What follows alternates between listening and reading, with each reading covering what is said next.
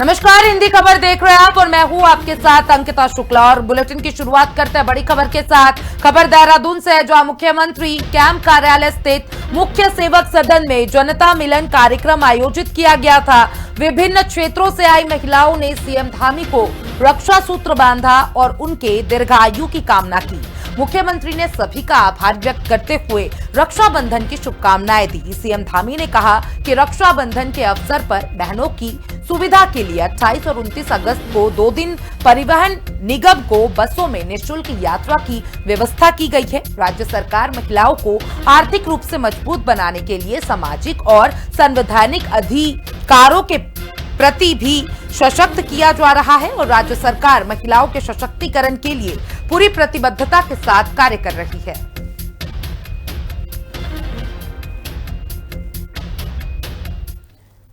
और अगली खबर देहरादून से है, जहां मुख्यमंत्री कैंप कार्यालय के मुख्य सेवक सदन में सीएम पुष्कर सिंह धामी ने प्रदेश के विभिन्न क्षेत्रों से आए लोगों की समस्याएं सुनी। इस दौरान लोगों ने मुख्यमंत्री के सामने विभिन्न जन समस्याओं के साथ ही क्षेत्रीय विकास से जुड़े विषय पर सुझाव भी रखे। मुख्यमंत्री ने जन समस्याओं को गंभीरता से सुनते हुए संबंधित अधिकारियों को तुरंत और प्रभावी समाधान के लिए आवश्यक कार्रवाई करने के निर्देश दिए। सीएम ने कहा कि जन समस्याओं का समयबद्ध निस्तारण राज्य सरकार की सर्वोच्च प्राथमिकताओं में है।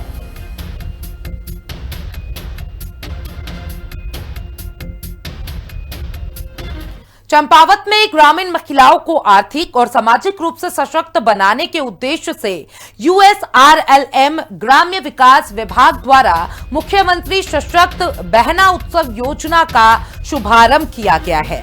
इस अवसर पर वर्चुअली मुख्यमंत्री पुष्कर सिंह धामी ने सचिवालय परिसर से प्रदेश के सभी 95 विकास खंडों से जुड़ी महिलाएं, स्वयं सहायता समूहों और सदस्यों से वर्चुअल संवाद किया और उनके स्वरोजगार आजीविका संबंधित कार्यों की जानकारी भी ली। मुख्यमंत्री ने रक्षाबंधन पर्व की अग्रिम शुभकामनाएं देते हुए कहा कि प्रदेश में लगातार इसी तरीके की समूह और जो बहनें हैं उनके हुनर, मेहनत और आगे बढ़ने के उत्साह से न केवल स्वयं आत्मनिर्भर बन रही है बल्कि अन्य महिलाओं के लिए प्रेरणा स्रोत बनकर भी सामने आ रही है। मुख्यमंत्री सशक्त बहना उत्सव योजना के अंतर्गत लोगों को, जो हमारी स्वयं सहायता समूह की महिलाएं हैं, उनको विपणन के अवसर प्रदान किए जाते हैं। जब भी हमारा राखी का त्योहार होता है उससे पहले ही हफ्ते भर पहले से हम लोग स्टॉल्स लगाते हैं विभिन्न जनपद के कॉर्नर्स में, और उसमें जो महिलाएं हैं अपने प्रोडक्ट्स को बेचती हैं। इस प्रकार से जो महिलाएं हैं उनका विपणन भी हो जाता है और उनके आजीविका के स्रोत जाहिर होते हैं। माननीय मुख्यमंत्री सशक्त बहना योजना जो है उसके संदर्भ में स्वयं सहायता समूह की जो हमारी महिलाएं हैं, क्लस्टर की महिलाएं हैं, इन सभी से लाइव रूप से चर्चा की गई। इसमें हमारे यहाँ से मिसेस जोशी जो हैं वो जुड़ी हुई थी। उन्होंने माननीय मुख्यमंत्री जी के साथ संवाद किया और उनके द्वारा यहाँ पर कैंटीन चलाया जा रहा है उसके संबंध में उन्होंने अपने अनुभव साझा किए। साथ ही सभी महिलाओं ने माननीय मुख्यमंत्री जी के जो मार्गदर्शन है उसको सुना है और किस प्रकार से योजना का क्रियान्वयन और अन्य महिलाएं किस प्रकार से अच्छा कर रही हैं राज्य सरकार की विभिन्न योजनाओं से लाभ लेकर के, उसके संबंध में भी यहाँ पे व्यापक सहभागिता रही है। और ये जो योजना है ये बहुत ही प्रभावी है और हमारी जो महिलाएं हैं उनके सशक्तिकरण, सुदृढ़ीकरण और उनको रोजगार, स्वरोजगार देने के लिए बहुत ही एक अच्छी पहल राज्य सरकार की है। और रक्षाबंधन के पावन पर्व से पहले हल्द्वानी में महिलाओं के सम्मान और सशक्तिकरण को लेकर एक विशेष कार्यक्रम का आयोजन किया गया। बीजेपी नेता कौस्तुभानंद जोशी द्वारा आयोजित बहनों के सम्मान समारोह में उत्तराखंड विधानसभा अध्यक्ष रितु खंजूरी ने मुख्य अतिथि के रूप में शिरकत की और इस दौरान समाज के विभिन्न क्षेत्रों में उत्कृष्ट कार्य करने वाली प्रतिभावान महिलाओं को सम्मानित किया गया।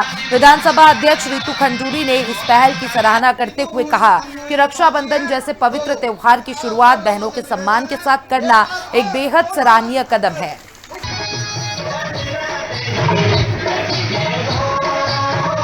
त्योहार माना जाता है, हमारी संस्कृति में है।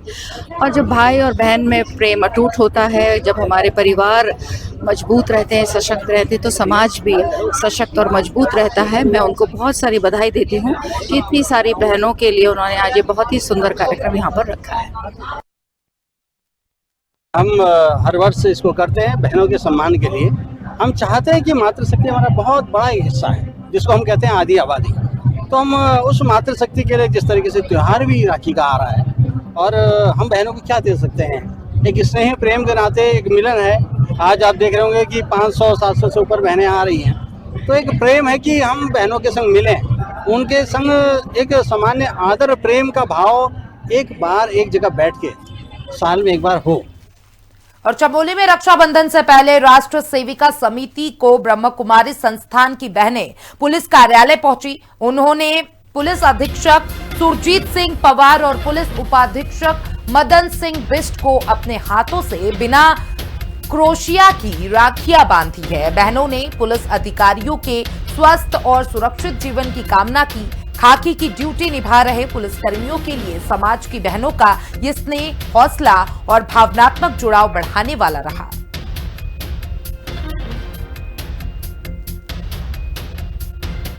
हल्द्वानी और रामनगर में रक्षाबंधन से पहले खाद्य विभाग ने मिठाई के दुकानों और कारखानों पर ताबड़तोड़ छापेमारी की है। त्योहार पर मिलावट रोकने के लिए टीम ने मिठाई, मावा, पनीर के सैंपल लिए, जिन्हें जांच के लिए रुद्रपुर लैब भेजा गया है। खाद्य सुरक्षा अधिकारी अजब सिंह रावत ने कहा कि रिपोर्ट आने पर कानूनी कार्रवाई की जाएगी। नगर निगम क्षेत्र में आधा दर्जन विभिन्न किस्म के खाद्य प्रतिष्ठानों का निरीक्षण किया गया है और विभिन्न प्रतिष्ठानों से पनीर, बतीसा, लड्डू और 2 अन्य खाद्य पदार्थ, कुल 4 खाद्य पदार्थों का नमूना संग्रहण किया गया, जिन्हें जांच के लिए भेजा जा रहा है। और निरीक्षण की कार्रवाई लगातार जनपद में मेरे अधीनस्थ खाद्य सुरक्षा अधिकारी के द्वारा लगातार की जा रही है और खाद्य कारोबारकर्ताओं को भी निरीक्षण के समय निर्देश दिए गए हैं कि वे अपने खाद्य प्रतिष्ठानों में साफ सफाई पर विशेष ध्यान दें।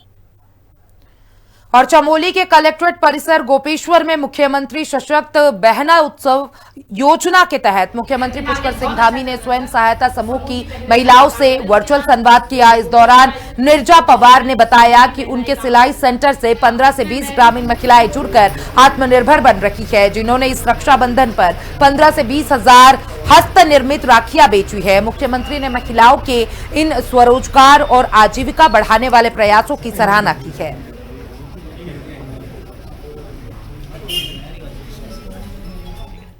और देहरादून में कांग्रेस के 16 सदस्यीय प्रतिनिधि मंडल ने राज्यपाल से मुलाकात कर हल्द्वानी रामलीला मैदान में मल्लिकार्जुन खड़गे की रैली के बाद हुए कथित शुद्धिकरण मामले में कार्रवाई की मांग का ज्ञापन सौंपा।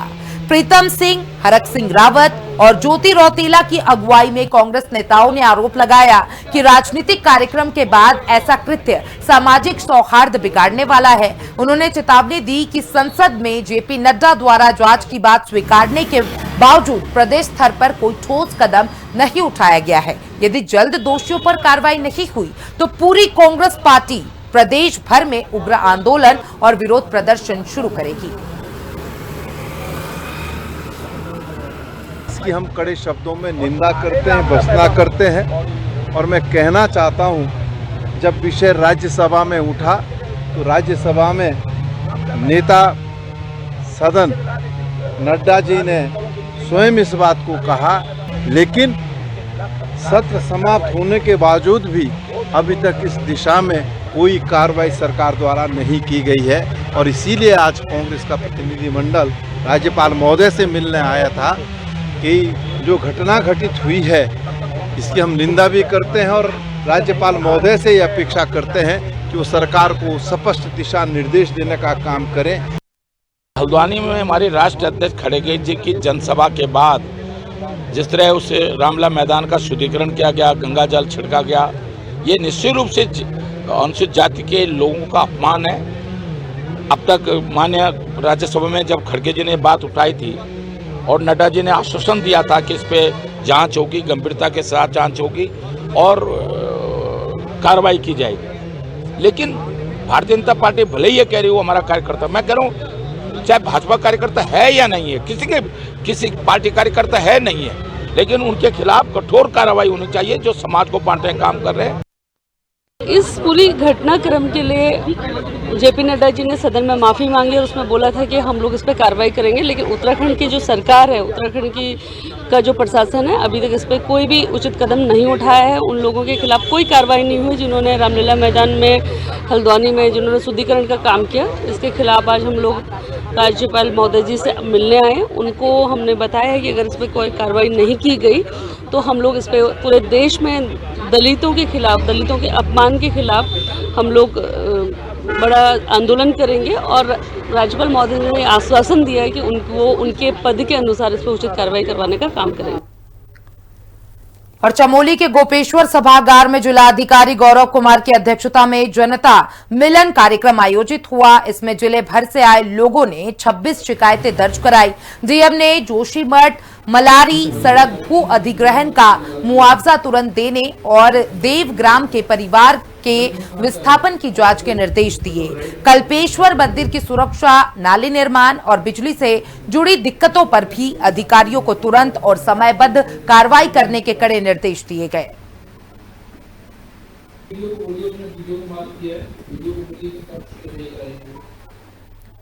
चंपावत में कलेक्ट्रेट सभागार में जिलाधिकारी मनीष कुमार की अध्यक्षता में जनता मिलन कार्यक्रम आयोजित किया गया। जिलाधिकारी ने जनपद के विभिन्न क्षेत्रों से पहुंचे नागरिकों की समस्याओं को गंभीरता और संवेदनशीलता के साथ सुना। संबंधित अधिकारियों को शिकायतों को तुरंत निस्तारण के निर्देश दिए गए हैं। और बता दें कि जनता मिलन कार्यक्रम में 200 से ज्यादा आवेदन और शिकायतें आई। डीएम ने अधिकारियों को निर्देश दिए कि हर मामले का समयबद्ध, गुणवत्तापूर्ण और पारदर्शी निस्तारण सुनिश्चित किया जाए। यहाँ पे जो है लगभग 200 से अधिक जो है हमें पत्र प्राप्त हुए, जिसमें लगभग 50 पत्र जो है वो सोलर लाइटों के लिए प्राप्त हुए थे और अन्य जो है समसामयिक जो इश्यूज है और मांगे हैं उसके संबंध में था, जिसमें मुख्य रूप से सड़क, बिजली, पेयजल, जो गृह है, प्रधानमंत्री आवास योजना और एक दो केसेस जो पुलिस से संबंधित है, जांच से संबंधित है उसका, और साथ ही राशन कार्ड, आधार कार्ड का निर्माण, परिवार रजिस्टर में नाम का पृथकीकरण, इस तरह से जो विषय है ये सभी आए हैं। इन सभी पे कार्रवाई भी की गई है। कुछ पेंशन के संबंध में भी था और जो प्रमाण पत्र बनते हैं, दिव्यांगता प्रमाण पत्र, उसके संबंध में भी कई लोगों की मांग जो है वो रही है। इन सभी पर सम्यक रूप से कार्रवाई करते हुए विभागों को अवगत किया गया है और इन सभी पे क्रियान्वयन करके इस पे रिपोर्ट जो है हम लोगों ने एक सप्ताह में मांगा है। और टिहरी गढ़वाल में जिलाधिकारी ने जनता दरबार लगाया। बड़ी संख्या में फरियादी अपनी समस्याएं लेकर पहुंचे। डीएम नीतिका खंडेलवाल ने सभी लोगों की समस्याओं को बारीकी से सुना और इसी के साथ ज्यादा से ज्यादा मामलों को निस्तारित किया गया और संबंधित विभाग के अधिकारियों को तुरंत एक्शन लेने के निर्देश दिए गए। आज लगभग 74 शिकायतें जो हैं वो हमारे जिला दर्शन में हैं और शिकायतें काफ़ी मिक्स हैं। कुछ एजुकेशन से रिलेटेड है, पुनर्वास से रिलेटेड है और जैसे आपदा से रिलेटेड है, क्योंकि अभी आपदा का समय चल रहा है तो काफ़ी लोगों को घरों में खतरा भी बना हुआ है। साथ ही साथ जैसे हम पुनर्वास में देखेंगे तो पुनर्वास में जो बहुत टाइम से लोगों की कुछ गाँव की मांग है कि THDC और जो IIT का सर्वे है वो एक इंक्लूसिव रिपोर्ट आ जाए ताकि विस्थापन की कार्रवाई हो। तो ये एक रिपीटेड टाइप की शिकायतें हैं जो पुनर्वास की आ रही हैं। और उसके अलावा मुझे लगता है जो आपदा में लोगों के कार्य हैं वो काफ़ी कार्य हमने विभाग के निकाल दिए हैं और समय समय पे जैसे आएंगे हम करते जा रहे हैं, क्योंकि मुझे लगता है हमारा निस्तारण रेट भी काफ़ी अच्छा है। तो आई एम हैप्पी कि मोर एंड मोर कॉन्फिडेंस जो है लोगों का मिल रहा है और जो माननीय मुख्यमंत्री जी के निर्देश रहते हैं कि हम त्वरित कार्रवाई करें। तो हमारे पिछले काफ़ी जनता दर्शन के जो पुराने पेंडिंग मैटर्स भी थे सब रिजॉल्व हो गए हैं और नए नए मैटर्स आ रहे हैं जिसको हम लोग तत्काल समयबद्ध तरीके से कार्रवाई करें। जनपद की बात करें तो आज कलेक्ट्रेट में जनता दरबार में 74 से ज़्यादा फरियादी पहुंचे थे। बड़ी संख्या में ग्रामीण क्षेत्र के लोग आ रहे हैं ताकि उनकी समस्याओं का समाधान हो सके। ऐसे में जिलाधिकारी टिहरी नीतिका खंडेलवाल लगातार जो है जनसंपर्क भी बना रही है और क्षेत्रों में भी जाती है। लगातार जन समस्याओं को जो लोग उठाते हैं उनकी समस्याओं का समाधान करने की कोशिश करती है। साथ में अधिकारियों को निर्देश दिए जाते हैं कि जन समस्याओं को गंभीरता से जो अधिकारी ले लेगा उसके अधिकारी के खिलाफ सख्त से सख्त कार्रवाई अमल में लाई जाएगी। मजा तो हिंदी खबर टिहरी गढ़वाल। और चमोली के राजकीय इंटरमीडिएट कॉलेज कर्णप्रयाग में पुलिस की पाठशाला कार्यक्रम आयोजित हुआ। इसमें मुख्य अतिथि पुलिस अधीक्षक त्रिवेंद्र सिंह राणा ने छात्रों को साइबर अपराध, ऑनलाइन ठगी और नशे के खिलाफ जागरूक किया। उन्होंने बच्चों को ओटीपी, पासवर्ड या बैंक डिटेल किसी अनजाने से शेयर न करने की सलाह दी। साथ ही युवाओं को देश का भविष्य बताते हुए कानून का सम्मान करने, डिजिटल दुनिया में सतर्क रहने और नशे की लत से दूर रहकर सुरक्षित समाज बनाने का संदेश दिया।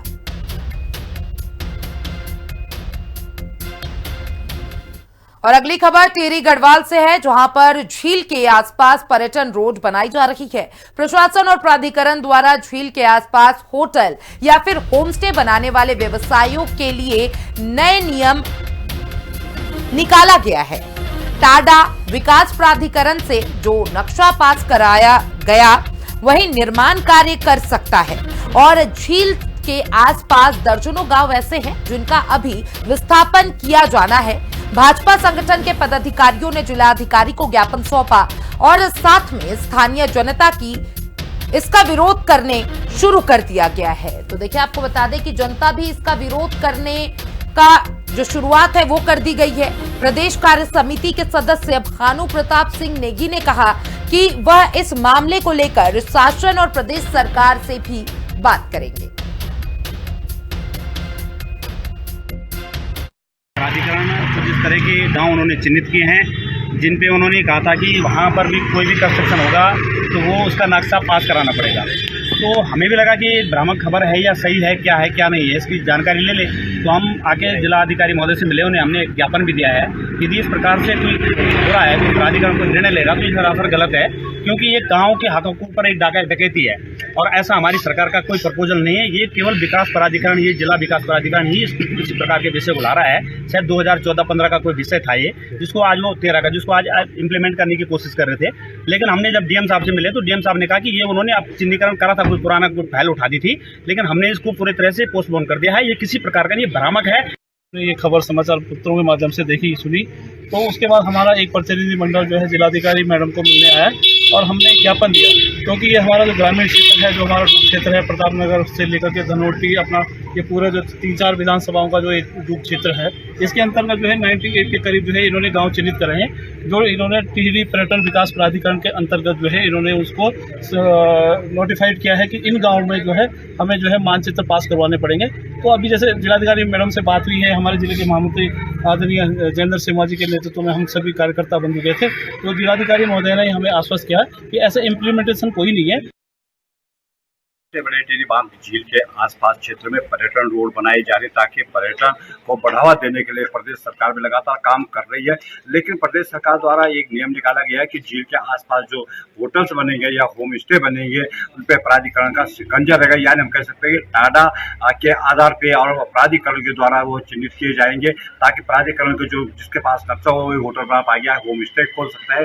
और ऐसे में भाजपा सहित अन्य दलों ने इसका भारी विरोध शुरू कर दिया है। इसमें जिलाधिकारी ने भी इस पे जो है जरूरी कदम उठाने शुरू कर दिए हैं। तो भाजपा प्रदेश संगठन के लोग वहाँ जिलाधिकारी को मिले थे, उन्होंने कहा कि इस मामले को वापस लिया जाए, क्योंकि ग्रामीण क्षेत्र का जो झील के आसपास जो ग्रामीण क्षेत्र के जो लोग रह रहे हैं, प्रभावित लोग हैं, अभी विस्थापन लोगों का किया जाना है। ऐसे में स्थानीय लोगों में एक आक्रोश जो है प्रशासन और सरकार के प्रति जो है वो बढ़ता जा रहा है। अजय गौतम, खबर टिहरी गढ़वाल। और देहरादून में 3 दिनों तक विशेष सघन अभियान चलाया गया। आपको बता दें कि कुल 590 गाड़ियों के चालान काटे गए इस दौरान और गंभीर नियमों के उल्लंघन पर 62 वाहन सीज किए गए हैं। 191 चालकों के लाइसेंस निस्तारीकरण की संतुति की गई और इसी के साथ ड्रिंक एंड ड्राइविंग पर 5 चालकों पर कार्रवाई भी की गई। आगामी वीकेंड्स पर भी यह अभियान जारी रहेगा। तो देहरादून में सड़क हादसों पर लगाम लगाने के लिए आरटीओ ने यह बड़ी कार्रवाई की है। नेशनल और स्टेट हाईवे पर चलाए गए 3 दिवसीय विशेष चेकिंग अभियान के यातायात नियमों की धज्जियां उड़ाने वाले चालकों पर कड़ा शिकंजा कसा गया। आरटीओ प्रवर्तन डॉक्टर अनीता चमोला के नेतृत्व में टास्क फोर्स और इंटरसेप्टर टीम ने अवैध पार्किंग, ओवर हॉर्निंग और ढुलाई, शराब पीकर गाड़ी चलाने वालों के खिलाफ ताबड़तोड़ कार्रवाई की है। इस दौरान 590 वाहनों के चालान काटे गए और 62 गाड़ियां सीज भी की गई है। वहीं नशे में गाड़ी चलाने वाले चालकों के लाइसेंस निरस्त करने की संतुति भेजी गई है। विभाग ने चेतावनी दी है कि ये सख्त चेकिंग अभियान आगे भी वीकेंड्स पे जारी रहेगा। हमने 20 तारीख से 23 तारीख तक के लिए 20 तारीख की रात्रि से 21, 22 और 23 के लिए एक 3 दिन का पूरा अभियान पूरे संभाग में हमने चलाया है, जिसमें रेगुलर प्रवर्तन दल, इंटरसेप्टर दल और टास्क फोर्स, तो ये पूरा हमारे दल शामिल हैं और सुबह और शाम मुख्य मार्गों पर ये चेकिंग अभियान संचालित किया जा रहा है। लगभग 590 गाड़ियों के चालान पूरे संभाग में हुए हैं, जिसमें से 62 व्हीकल्स को सीज किया गया है, 5 इसमें ड्रंकन के केस हैं। और फिलहाल मेरे साथ इस बुलेटिन में बस इतना ही। देश और दुनिया के तमाम अपडेट्स के लिए देखते रहिए हिंदी खबर।